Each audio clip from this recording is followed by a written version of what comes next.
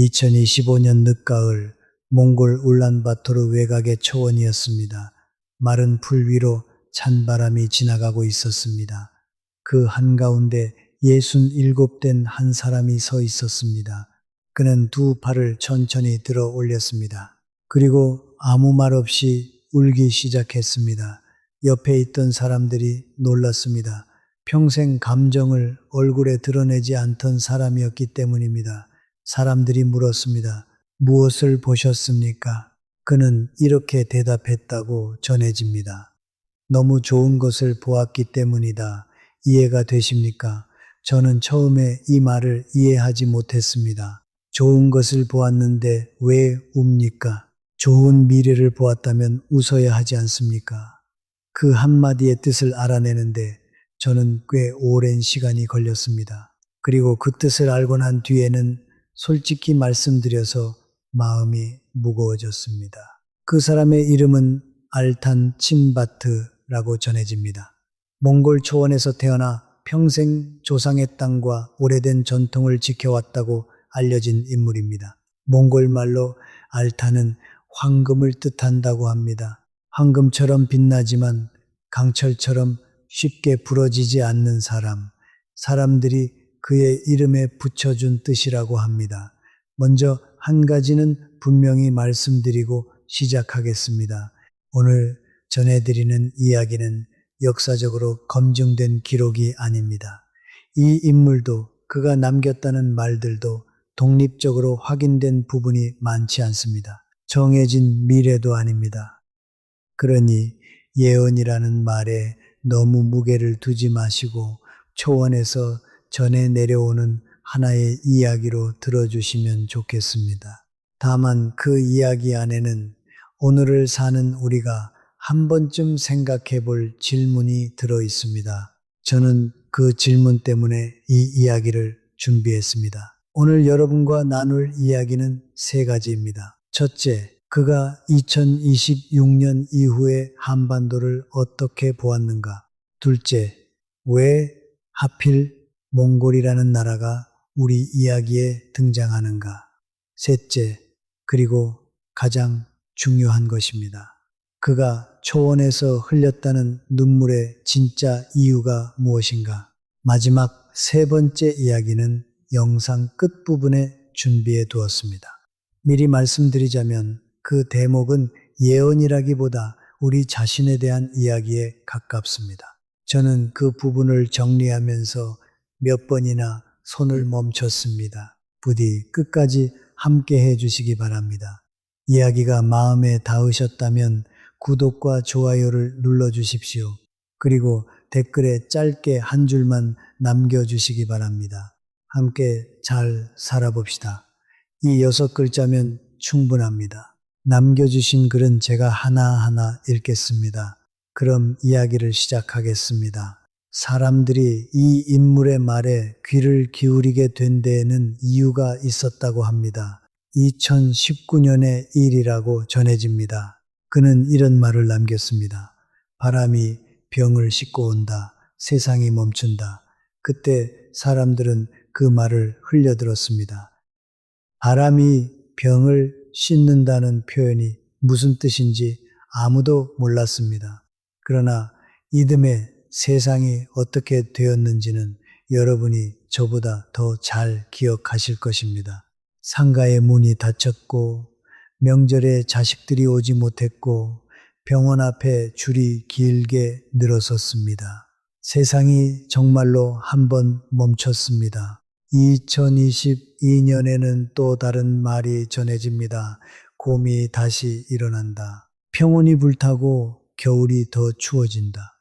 그해 2월 러시아가 우크라이나로 들어갔습니다. 그리고 그 겨울 유럽의 가스값이 뛰었고 우리 밥상의 물가도 함께 올랐습니다. 사람들은 그제야 그의 옛말들을 다시 찾아보기 시작했다고 합니다.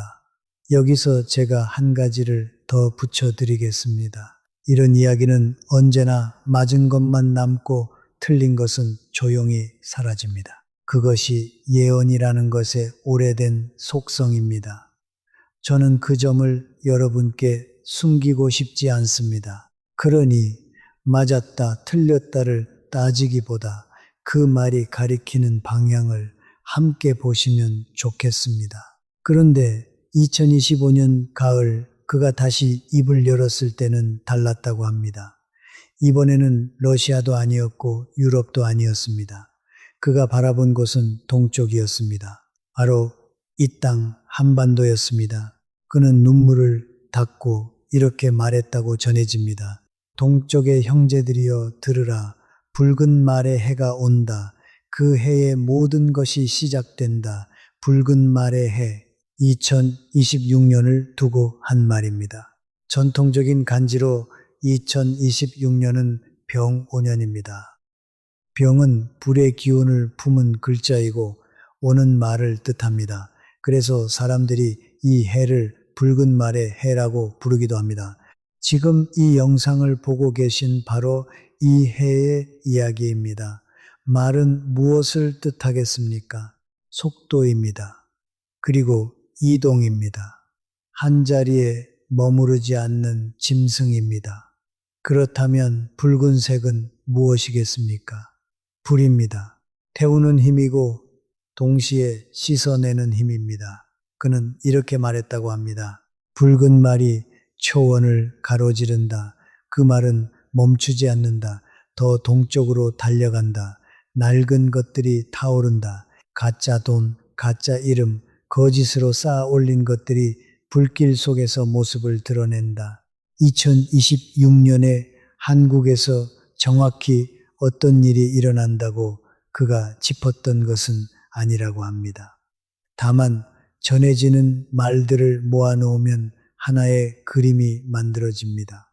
오래 당연하다고 믿어왔던 질서가 흔들리는 그림입니다. 솔직히 말씀드리겠습니다.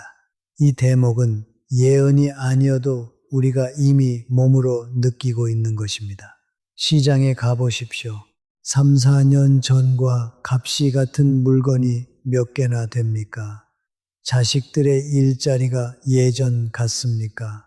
동네 상가에 비어있는 자리가 몇 곳입니까?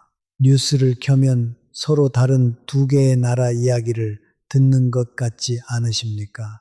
그는 그것을 이렇게 표현했다고 합니다. 검은 먼지가 땅을 덮는다. 사람들은 앞을 보지 못한다. 그러나 이것은 새 집을 세우려고 옛 집을 허무는 자리다. 무너지는 것과 세우는 것이 같은 자리에서 동시에 일어난다는 뜻입니다. 그래서 그는 2026년을 나쁜 해라고 부르지 않았습니다. 갈림길의 해라고 불렀습니다. 여기까지는 어쩌면 여느 이야기와 크게 다르지 않습니다. 그런데 바로 이 대목에서 그는 아무도 예상하지 못한 나라 이름을 하나 꺼냈다고 합니다. 한국의 미래를 이야기하다가 갑자기 자기 나라를 말한 것입니다. 초원의 아들들이 무지개의 나라를 찾아간다. 무지개의 나라, 이것이 누구를 가리키는 말이겠습니까? 몽골에서 한국을 부르는 오래된 말이 있습니다. 솔롱고스라고 합니다. 흔히 무지개와 관련된 이름으로 소개되는 말입니다. 그러니까 초원 사람들의 입에서 우리나라는 오래전부터 무지개의 나라였습니다. 저는 이 대목을 처음 들었을 때 조금 이상했습니다. 한반도의 미래를 이야기하는데 왜 몽골이 나옵니까? 인구는 우리의 10분의 1도 되지 않습니다. 경제 규모도 비교가 되지 않습니다. 솔직히 말씀드려서 우리 대부분에게 몽골은 초원 사진 몇 장과 씨름 선수 몇 사람으로 기억되는 나라입니다. 그런데 그가 남겼다는 다음 문장을 읽고 저는 생각이 조금 달라졌습니다. 두 나라는 살아남기 위해 손을 잡는다. 그것은 선택이 아니라 필요가 된다. 선택이 아니라 필요. 이 표현이 마음에 걸렸습니다. 그리고 그는 우리를 향해 이런 말도 남겼다고 합니다. 섬은 더 이상 섬으로 살아갈 수 없다. 대륙과 이어지지 않으면 길이 막힌다. 여러분, 잠깐만 생각해 보시겠습니까? 우리나라는 지도에서 무엇입니까? 반도입니다. 학교에서 그렇게 배웠습니다. 삼면이 바다이고 한 면은 육지로 이어져 있습니다. 그런데 실제로는 어떻습니까? 북쪽 길이 막혀 있습니다. 70년이 넘도록 막혀 있습니다. 우리가 밖으로 내보내는 물건의 거의 전부가 배를 타거나 비행기를 탑니다. 기차를 타고 국경을 넘어본 사람이 우리 가운데 몇이나 되겠습니까? 이름은 반도인데 사는 방식은 섬이었습니다. 젊은 시절을 떠올려 보십시오. 우리는 그 조건 안에서도 기적을 만들었습니다. 부산항과 인천항으로 물건을 실어냈고 배와 비행기로 세계를 돌았습니다. 섬처럼 살면서도 세계 10손가락 안에 드는 나라를 만들었습니다. 그건 자랑해도 되는 일입니다.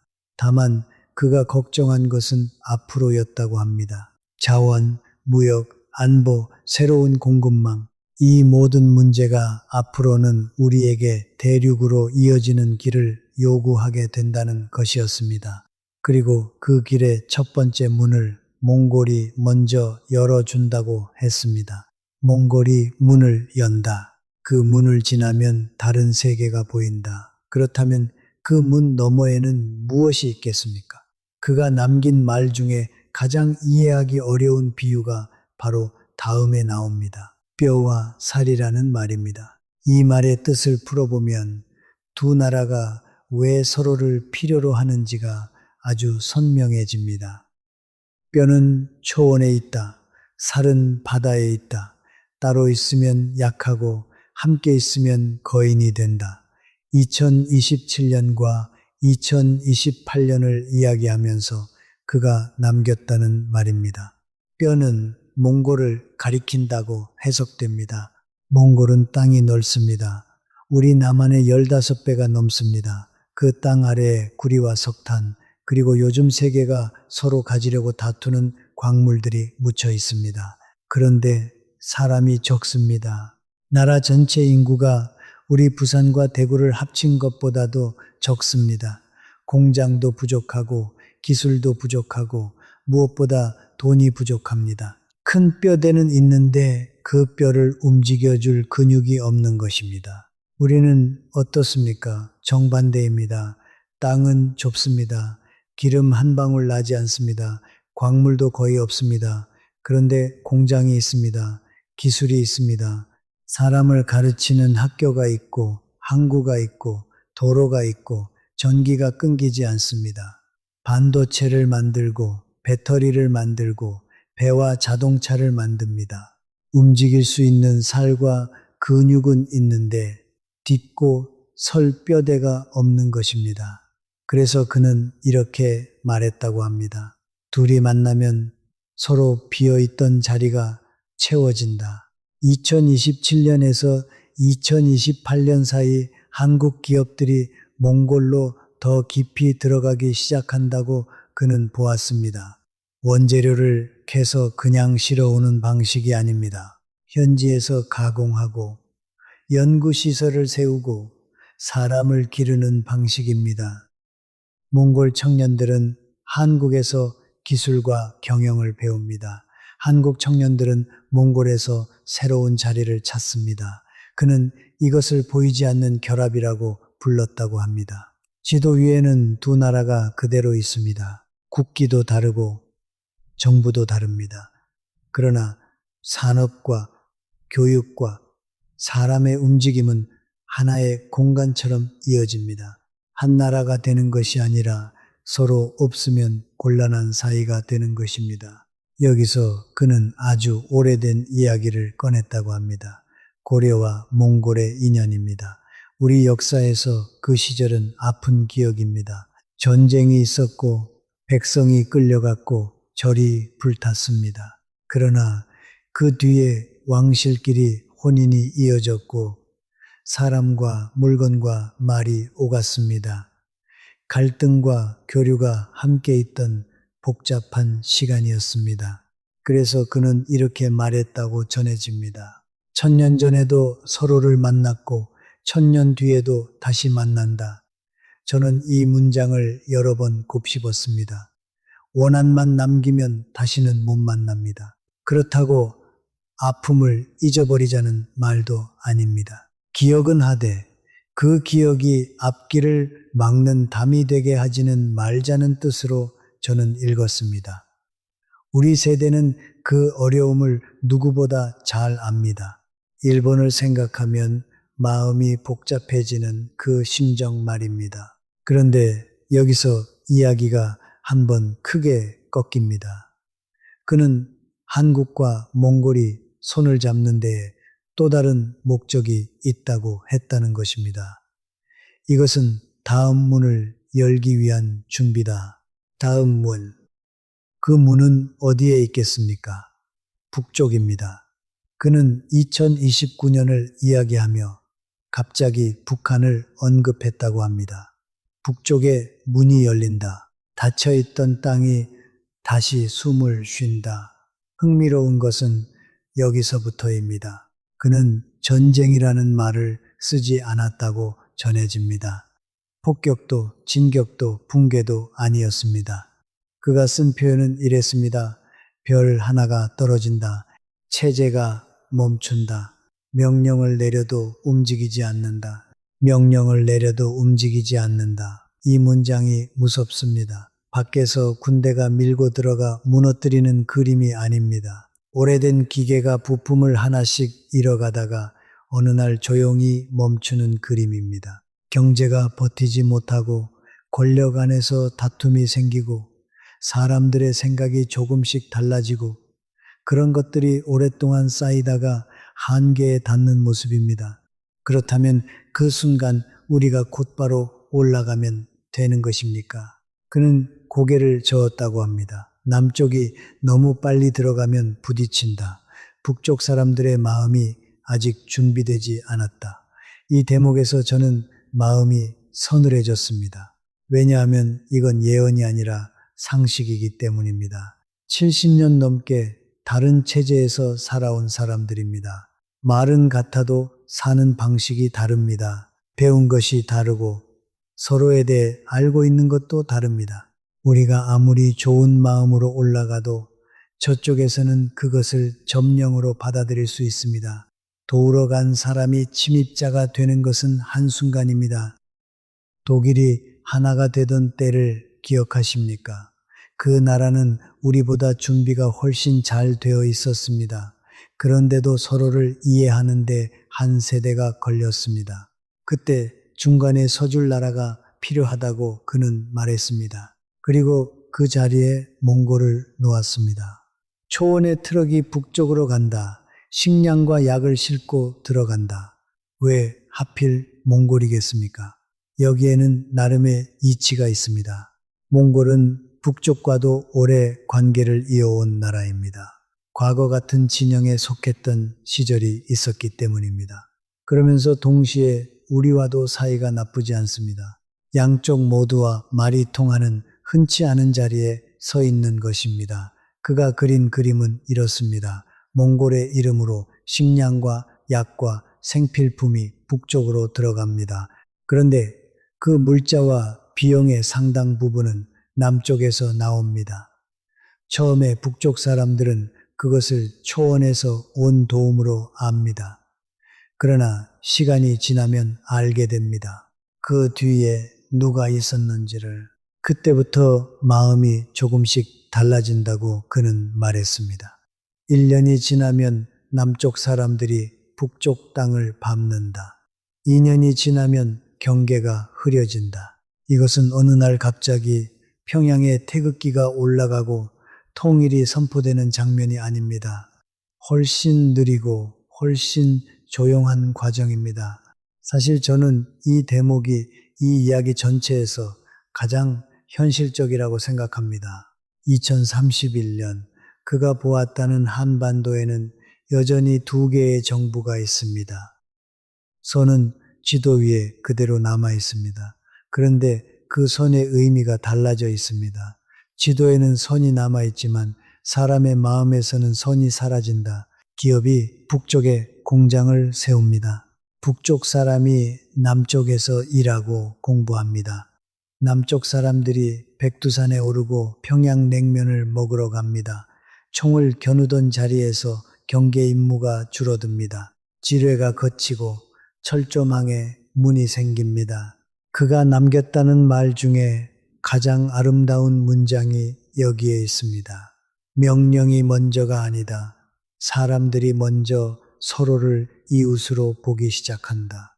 통일은 종이 한 장에 도장을 찍는다고 끝나는 일이 아닙니다. 함께 장사해보고, 함께 일해보고, 함께 밥을 먹어본 시간이 쌓여야 합니다. 그가 보았다는 것은 억지로 붙이는 통합이 아니라 물이 섞이듯 자연스럽게 하나가 되는 과정이었습니다.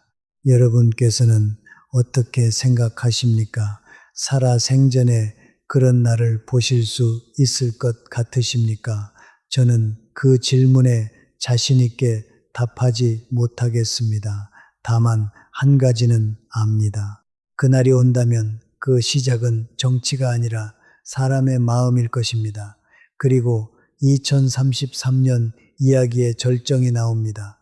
한반도의 지도를 다시 그리는 장면입니다. 부산에서 기차가 출발한다. 평양을 지나 울란바토르로 간다.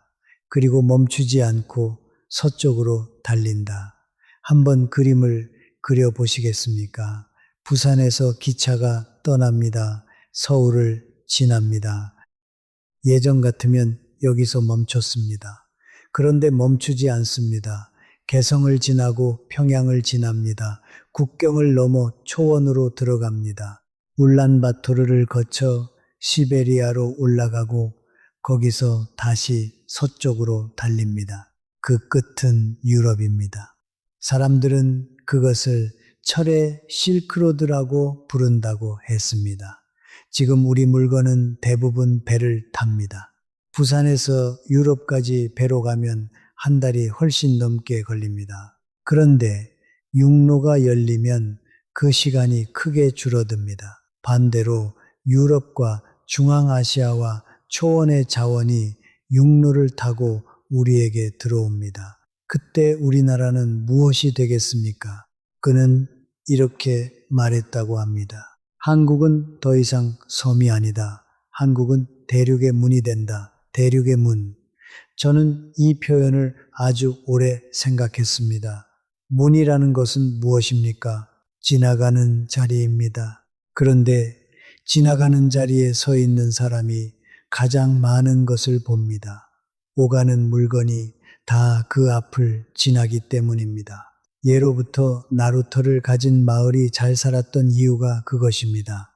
여기서 그는 한 가지를 분명히 했다고 합니다. 우리나라가 옛날처럼 땅을 넓혀 제국을 만든다는 뜻이 아니라는 것입니다. 2034년에서 2035년을 이야기하면서 그는 고구려의 기상이 다시 살아난다고 말했다고 전해집니다.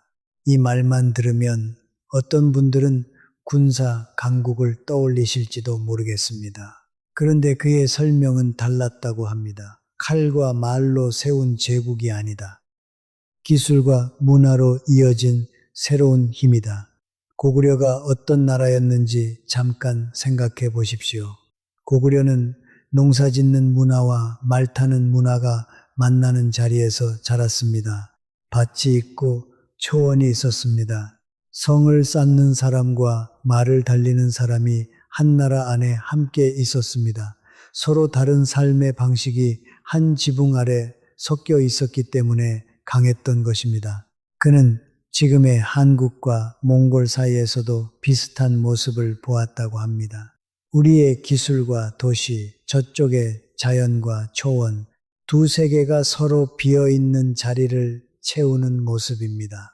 그는 이런 장면도 말했다고 합니다. 한국의 젊은이들이 초원에서 말을 타고 별을 봅니다. 도시에서 잃어버렸던 여유와 배짱을 거기서 다시 배웁니다. 몽골의 젊은이들은 서울에서 기술과 경영을 배웁니다. 한쪽은 자연에서 배우고 한쪽은 산업에서 배웁니다. 그렇게 이전에 없던 세대가 생깁니다. 그 아이들은 두 나라 말을 함께 씁니다. 서울과 울란바토르를 모두 자기 고향처럼 느낍니다. 그는 그런 세대를 두고 옛 고구려의 기상이 새로운 방식으로 돌아온 모습이라고 했다고 합니다. 그리고 2035년입니다. 여기서 그는 우리에게 조금 부담스러운 말을 남겼다고 합니다. 한국이 정신적인 스승의 나라가 된다. 스승의 나라.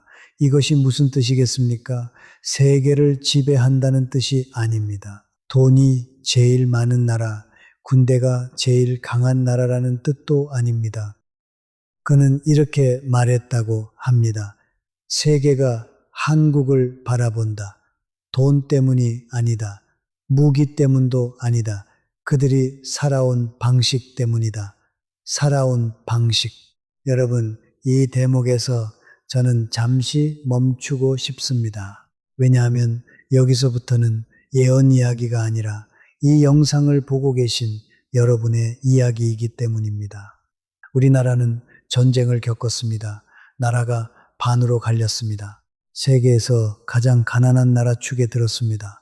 굶는 것이 흉이 아니던 시절이 있었습니다. 그 뒤에도 독재와 민주화의 진통이 있었고 외환 위기가 있었고 금 모으기가 있었습니다. 그런데 그때마다 다시 일어섰습니다. 어떻게 일어섰습니까? 무슨 대단한 자원이 있어서가 아닙니다. 사람 때문이었습니다. 부모 세대는 자기 입에 들어갈 것을 아껴 자식을 학교에 보냈습니다. 누군가는 뜨거운 중동의 모래바람 속에서 일했습니다.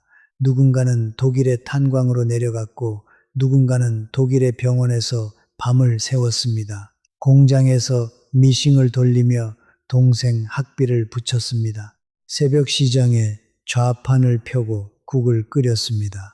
방 한 칸 얻어보겠다고 평생을 아꼈습니다. 오늘의 대한민국은 하루아침에 만들어지지 않았습니다. 지금 이 영상을 보고 계신 여러분의 젊은 날이 그 안에 다 들어 있습니다. 그가 우리 역사에서 보았다는 힘도 바로 그것이라고 합니다. 아무것도 없던 사람들이 스스로 길을 만들었다.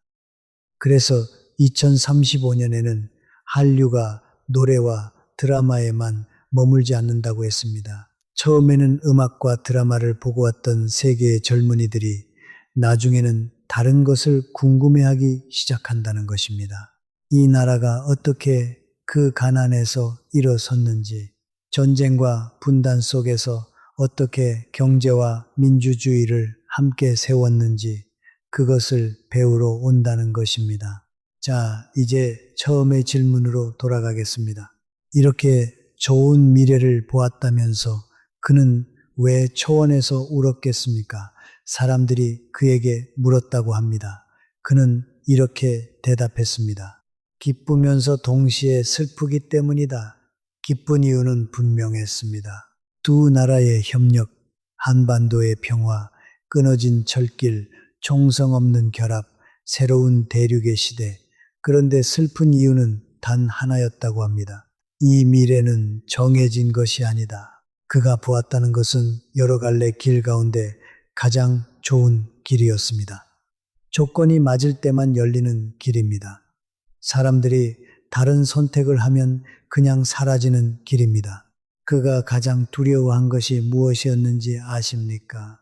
외국의 군대가 아니었습니다. 큰 나라의 압력도 아니었습니다. 우리 안에 갈라짐이었습니다. 그는 이렇게 경고했다고 합니다. 서로 싸우기만 하면 아무 길도 열리지 않는다. 통일도 협력도 발전도 불가능하다. 여러분, 요즘 어떠십니까? 명절에 온 가족이 모여 앉았다가 뉴스 이야기 한마디에 밥상 분위기가 싸늘해진 적 없으십니까? 40년 지기 친구와 정치 이야기를 하다가 연락이 끊긴 일은 없으십니까? 자식과 이야기하다가 이제는 말이 안 통한다는 생각이 들어 입을 다무신 적은 없으십니까? 그는 이것을 가장 위험한 신호로 보았다고 합니다. 진보와 보수, 젊은 세대와 나이든 세대, 수도권과 지방, 남자와 여자, 서로를 이해해야 할 사람들이 서로를 적으로 보기 시작하는 것. 그것이 무너뜨린다는 것입니다. 두 번째 걸림돌은 우리의 시선이라고 했습니다. 몽골을 가난한 나라라고 낮게 보면 이 길은 열리지 않는다. 경제 규모가 작다고 사람까지 낮게 보아서는 안 됩니다. 우리에게 없는 것을 저쪽이 가지고 있습니다. 저쪽에 없는 것을 우리가 가지고 있습니다. 협력이라는 것은 한쪽이 다른 쪽을 가르치는 관계가 아닙니다. 서로 필요한 것을 나누는 관계입니다. 상대를 동생 취급하는 순간 동반자는 사라지고 거래처만 남습니다. 세 번째는 바깥의 압력이었습니다. 두 나라가 가까워지면 주변의 큰 나라들이 계산을 시작할 것입니다. 그러나 그는 어느 나라를 적이라고 부르지 않았다고 합니다. 중요한 것은 우리가 스스로 판단할 수 있느냐였습니다. 압력도 올 것이다. 달콤한 제안도 올 것이다. 그때 눈앞의 이익보다 먼 앞날을 볼 수 있어야 한다. 그래서 그는 정치하는 사람들에게 이렇게 말했다고 합니다. 다음 선거만 보지 말고 100년 뒤를 보라. 사업하는 사람들에게는 이렇게 말했습니다. 이익만 보지 말고 길을 만들어라. 그리고 젊은 사람들에게는 이렇게 말했다고 합니다. 안전한 곳에만 머물지 마라. 새로운 땅으로 나가라. 다른 사람의 말을 배우고 다른 사람의 삶을 배워라. 이 마지막 말씀에 대해서는 저희 세대가 한 가지 생각해 볼 것이 있다고 저는 봅니다. 젊은 세대가 우리와 다른 길을 고른다고 해서 그것이 반드시 틀린 것은 아닙니다. 우리 세대는 공장과 건설 현장과 해외 파견으로 길을 열었습니다. 그때 우리 부모님들도 걱정하셨을 것입니다. 왜 멀쩡한 고향을 두고 사막으로 가느냐고 하셨을 것입니다. 그런데 우리는 갔고 거기서 길을 만들었습니다. 지금 아이들도 마찬가지입니다. 방식은 다릅니다. 우리는 몸으로 갔고 저 아이들은 화면으로 갑니다. 그러나 익숙한 자리 밖으로 나가 본다는 점에서는 같습니다. 도전의 모양이 달라졌을 뿐입니다. 그는 마지막으로 모든 한국 사람들을 향해 이렇게 말했다고 전해집니다. 멀리 보라, 서두르지 마라. 대륙을 향해 마음을 열어라.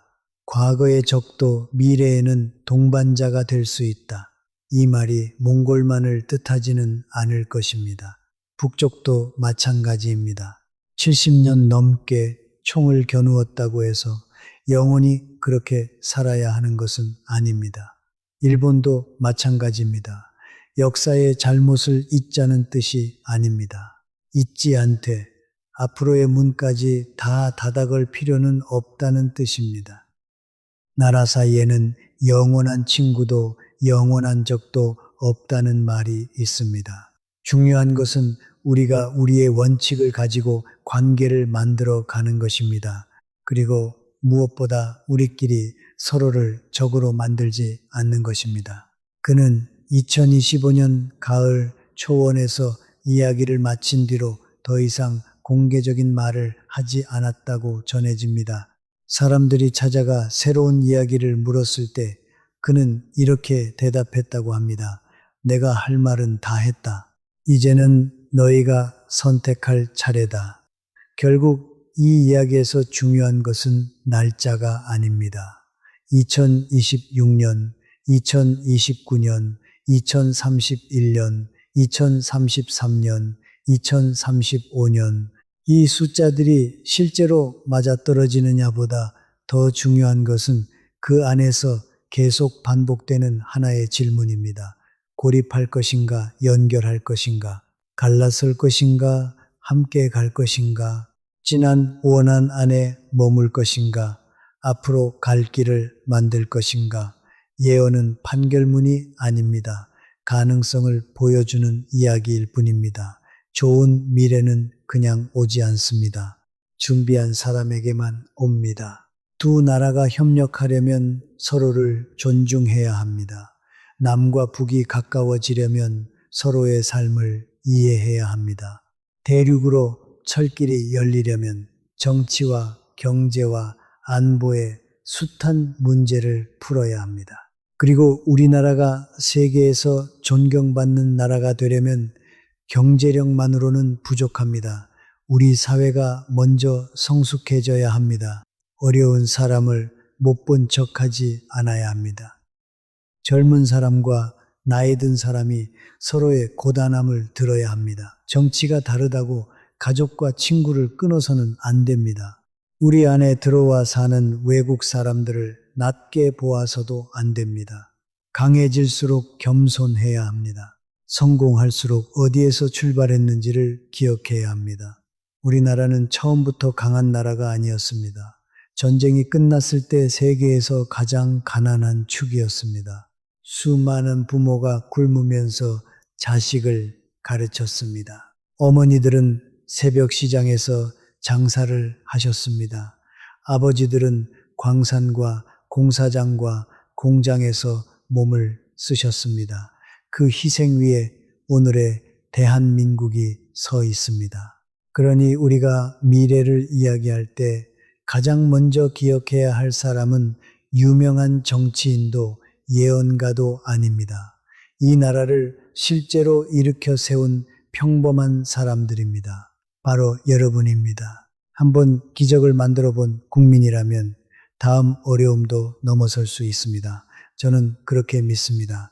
다만 이번에는 방식이 달라야 할지도 모르겠습니다. 예전에는 남보다 빨리 달리는 것이 중요했습니다. 이제는 함께 달리는 것이 더 중요할 수 있습니다. 예전에는 경쟁에서 이기는 것이 중요했습니다. 이제는 서로 이어지는 것이 더 중요할 수 있습니다. 예전에는 공장을 짓고 수출을 늘렸습니다. 앞으로는 신뢰와 문화와 기술로 길을 놓아야 합니다. 그가 초원에서 흘렸다는 눈물도 어쩌면 그래서였을 것입니다. 너무 좋은 미래를 보았기 때문에, 그리고 그 좋은 미래가 너무 쉽게 사라질 수도 있다는 것을 알았기 때문에 전해지는 그의 마지막 문장은 이렇습니다. 나는 믿는다. 무지개의 나라는 반드시 다시 일어설 수 있다. 이것이 실제로 그의 말이었는지 저는 확인할 방법이 없습니다. 다시 한번 말씀드리지만 오늘 이야기는 검증된 기록이 아니라 전해 내려오는 이야기입니다. 그러나 오늘을 사는 우리에게 생각해 볼 질문은 분명히 남겨줍니다. 우리는 닫힌 섬으로 남을 것입니까? 아니면 대륙으로 가는 문이 될 것입니까? 생각이 다른 사람을 적으로 볼 것입니까? 아니면 생각이 달라도 같은 나라 사람이라는 사실을 먼저 기억할 것입니까? 작은 나라를 규모로만 저울질할 것입니까? 아니면 서로 필요한 것을 나누는 동반자로 볼 것입니까? 그리고 우리 아이들에게 안정만 가르칠 것입니까? 아니면 새로운 세상으로 나갈 용기도 함께 가르칠 것입니까? 2026년 이후의 길은 정해져 있지 않습니다. 그가 그렸다는 아름다운 미래가 현실이 될 수도 있고 전혀 다른 길로 흘러갈 수도 있습니다. 그러나 한 가지는 분명합니다. 나라의 미래는 예언가가 만드는 것이 아닙니다. 정치인의 결정, 사업하는 사람의 선택, 젊은이의 도전, 어르신들의 지혜, 국민 한 사람 한 사람의 마음이 모여서 만들어집니다. 좋은 미래도 나쁜 미래도 결국 오늘 우리가 고르는 방향에서 시작됩니다. 알탄 친바트의 이야기는 여기서 끝납니다. 그러나 진짜 이야기는 지금부터입니다. 그 이야기의 주인공은 예언가가 아닙니다. 바로 우리입니다. 부산에서 떠난 기차가 평양과 울란바토르를 지나 유럽까지 달리는 날이 정말 올까요? 남과 북이 총이 아니라 왕래로 가까워지는 날이 올까요? 대한민국이 잘 사는 나라를 넘어 세계가 배우고 싶어하는 성숙한 나라가 될 수 있을까요? 정답은 아직 아무도 모릅니다. 그러나 그 가능성을 현실로 만드는 첫 번째 조건만큼은 분명합니다. 서로를 버리지 않는 것입니다. 멀리 보는 것입니다. 그리고 지난 일보다 앞길을 고르는 것입니다. 오늘 이야기가 여러분 마음에 작은 생각 하나라도 남겼다면 그것으로 충분합니다. 여러분께서는 어떻게 보십니까? 한국과 몽골의 협력이 앞으로 더 중요해질 것이라고 생각하십니까? 남과 북이 언젠가 자연스러운 왕래로 가까워질 수 있다고 보십니까?